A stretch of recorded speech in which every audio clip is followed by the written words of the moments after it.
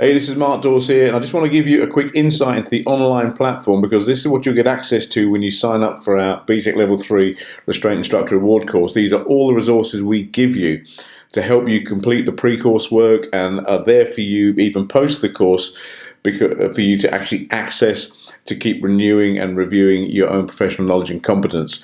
Well, you'll see there's a whole load of stuff here. I mean, here's some information here on downloading the material you need for the course and how to complete the workbook. We've got a whole section here on the law in relation to the use of force. So there's 3 videos there on understanding reasonable force. We've got Eric Baskind here talking about the 3 laws that relate to the use of force. We've got a whole section here on the Human Rights Act, including an interview with John Wadham regarding the Human Rights Act. And John Wadham is a very, very well-respected human rights lawyer that I got the privilege of interviewing a few years ago. If you're in healthcare, then there's a load of stuff here in healthcare that relates to what you do, including positive and proactive care, the Mental Health Act Code of Practice, reducing restrictive practice, so on. Obviously, if you're not in healthcare, this doesn't apply to you. If you work with children and young people, then there's some stuff here on children's legislation, on guidance on the use of force in schools, the new children's home regulations. Can I restrain on my own? Very, very important question here. I've put a section in here on pain compliance techniques, because this is a very contentious area. And I know that there is a lot of drive out there at the moment that you should never use any technique that should cause pain. But the question is, what if you have to? Is it illegal? And I've got a lot of information here, including letters from barristers that cover that question in depth for you. So that's there. Quite a unique resource. Lots of information on health and safety here, including health and safety legislation, negligence, and the manual handling regulations, because obviously restraint is a manual handling activity.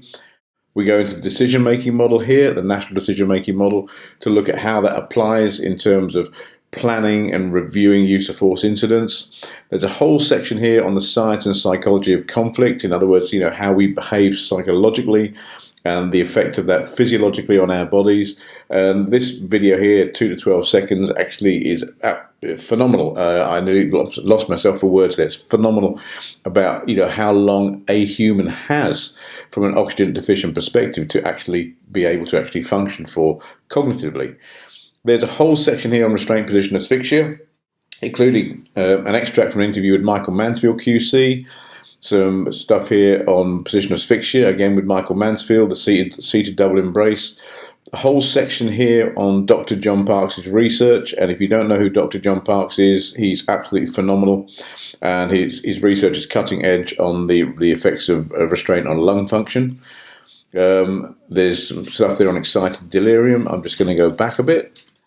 There we have a whole section here on physical skill instruction, and all this is here to enable you to actually pass the course.